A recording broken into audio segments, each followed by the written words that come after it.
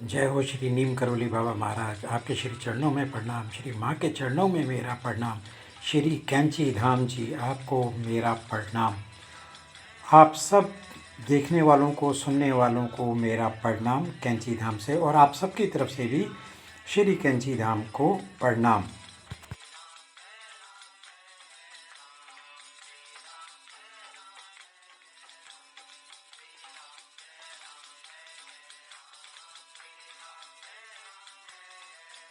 अच्छा, ये जो कथा है, मतलब कथा जो लीला, आप कुछ भी समझे, ये बड़ी कमाल की है, ध्यान से सुने। 1963 में नसीर अली, जो रिटायर्ड सब इंस्पेक्टर थे पुलिस से और महाराज जी के बहुत बड़े भक्त थे, बाबा जी के पास आए मिलने बाबा जी को, और सूरज नारायण मेहरोत्रा जो लखनऊ में थे उनके पास आए। तब तक वो 84 ईयर्स के हो चुके थे और बाबा जी को एक बहुत इम्पोर्टेंट बात बताना चाहते थे। हाँ, बड़ी कमाल के। तो बाबा जी ने उंगली लगाई होठों पे कि चुप रहना, पर नसीर अली जो है ना, जो इमोशंस में बह चुके थे और बहुत कमाल थे, वो नहीं रुके। उन्होंने कहा ये तो बाबा जी को सुननी पड़ेगी। तो सुनाते हैं कि जब मैं बहुत साल पहले, मैं बहुत जवान था और मैं स्टेशन ऑफिसर था एक गांव के पुलिस स्टेशन में। तो एक दिन मेरे को कुछ तफ्तीश करने जाना था बहुत दूर। जब मैं वापस आया रात को 11:30 बजे, और मैंने हेड कांस्टेबल से पूछा कि भाई आज का दिन का क्या है, तो उन्होंने मेरे को बताया कि एक आदमी को हमने ना जेल में डाला हुआ है सेक्शन 1009 के अंतर्गत। तो मैंने जब देखा, जेल के अंदर देखा, वो सेल के अंदर देखा, तो देखा कि एक अच्छा हट्टा कट्टा सा आदमी वो वहाँ पे है। तो चलो खैर, मैं अपने घर चला गया और अपना रात का खाना खाया और मैं सो गया। अब जैसे ही मैं सवेरे उठा, 2 नाइट ड्यूटी कांस्टेबल कैसे है वो मेरे दरवाजे पे आए और अपने जूते खड़खड़ाते हुए बोले कि भाई हम तो रिजाइन कर रहे हैं। तो मैंने उनको पूछा कि भाई क्या हो गया। वो कहते हैं जी जिसको सेक्शन 109 के अंतर्गत हमने अंदर किया वो तो भूत है, वो तो सारी रात जेल से अंदर और बाहर आता रहा, और जैसे ही वो बाहर आता था ऑटोमेटिकली ताले खुल जाते थे और ये सब कुछ होता था।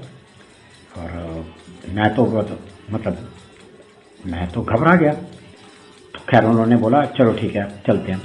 तो जैसे ही ज़्यादा उजाला हुआ, मतलब जो हुआ सवेरे का टाइम, तो मैंने पुलिस स्टेशन गया और मैंने देखा वो आदमी है, वही आदमी है। तो मैंने कहा ना भाई, ये आदमी भूत तो नहीं हो सकता, ये संती होगा कोई।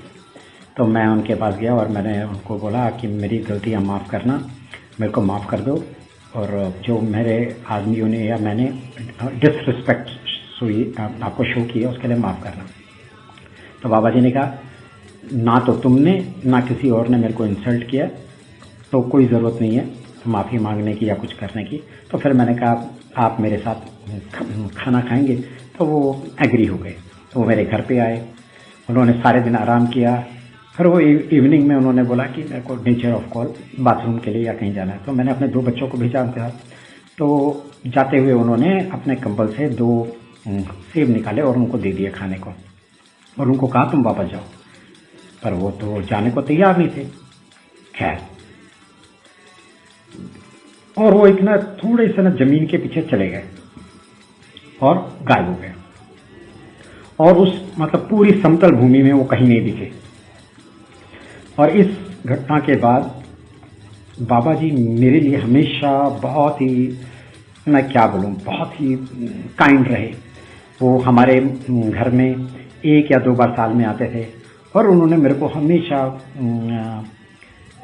वरीज, ये घबराहट से, प्रॉब्लम से बचाया, समस्याओं से बचाया।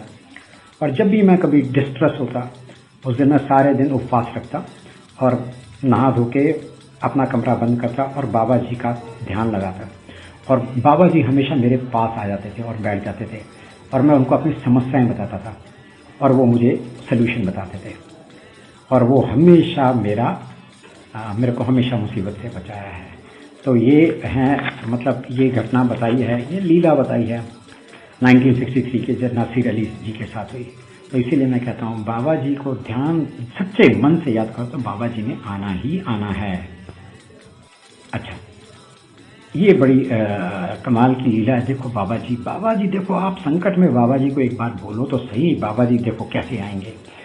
एक बार क्या हुआ, अल्मोड़ा में दिवाकर पंत जो थे वो बहुत सीरियस बीमार हो गए, बहुत ज़्यादा, और रात्रि के टाइम तक उनकी कंडीशन जो थी इतनी क्रिटिकल हो गई, कोई कहने की बात नहीं। और पहाड़ों में वो पॉसिबल नहीं था कि रात को डॉक्टर के पास लेके जाया जाए या आए, उस समय की बात।